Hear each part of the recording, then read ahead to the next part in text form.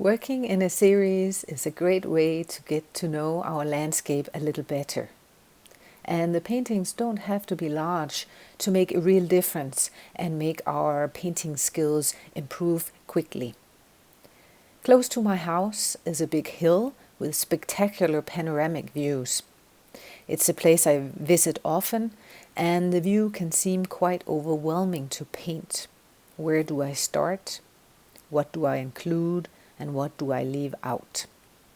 In this video, I want to show you one possible way you might go about painting a scene like this, using the concept of a series of small paintings. I'm using a large sheet of watercolor paper that I have divided using masking tape. I have not primed the paper with gesso, but you certainly can if you prefer. I have already drawn some simple outlines of the landscape using a pencil. These ones I did based on the photos you just saw at the beginning of this video. I'll often use my smartphone or my iPad to zoom in or out or crop photos. This is a quick and easy way to find an interesting and pleasing composition. I start by establishing the darkest areas.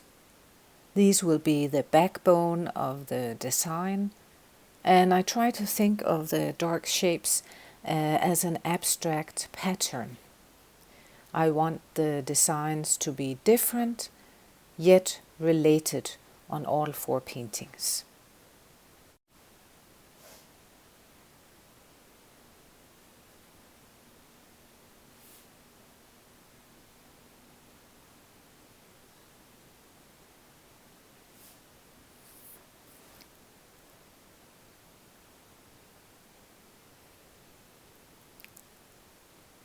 Many well-known artists work and have worked in a series.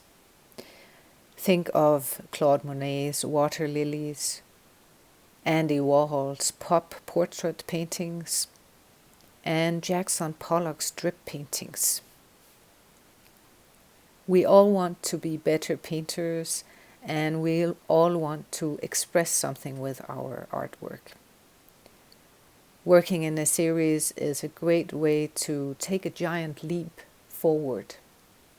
And I think once you have tried working in a series, you'll find that it's a great way to go deep and to improve quickly with your art. It was an overcast day, and the sky is mostly gray, as we saw in the reference photos. So I'm adding a little bit of grayish blue tones to the skies in the four paintings.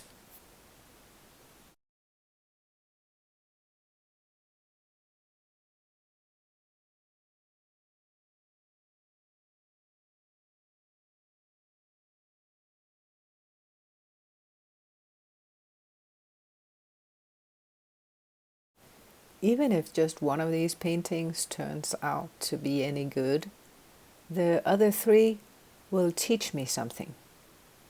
The ones that aren't working so well will teach me what's not working and what I can improve. And let's face it, a lot of times our paintings don't turn out the way we want. And this happens to everybody. Also experienced artists. So don't let that discourage you. Simply know that it's common and part of the learning process. Practicing is the way forward. No matter what stage you are at, whether you're a beginner or more experienced artists. Are you a beginner painter, or have you painted for a while? Let me know in the comment section below. And if you like, you can also include what is your greatest struggle at the moment. What are the biggest problems for you at the stage you're at on your painting journey.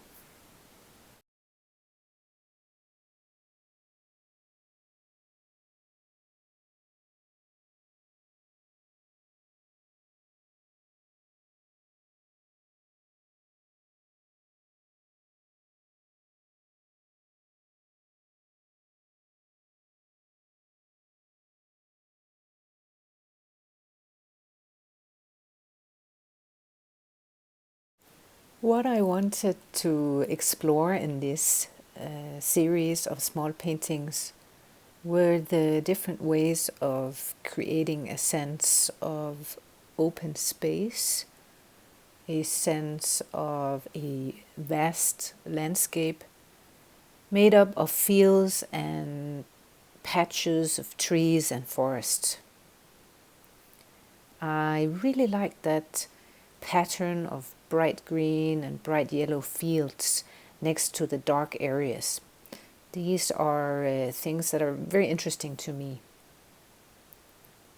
These might not be things that are interesting to you at all, and that is perfectly fine. We are all different, and different things appeals to each of us. But I would like to challenge you to try and find something you like and then go a little deeper with it, exploring it further in a series of small paintings.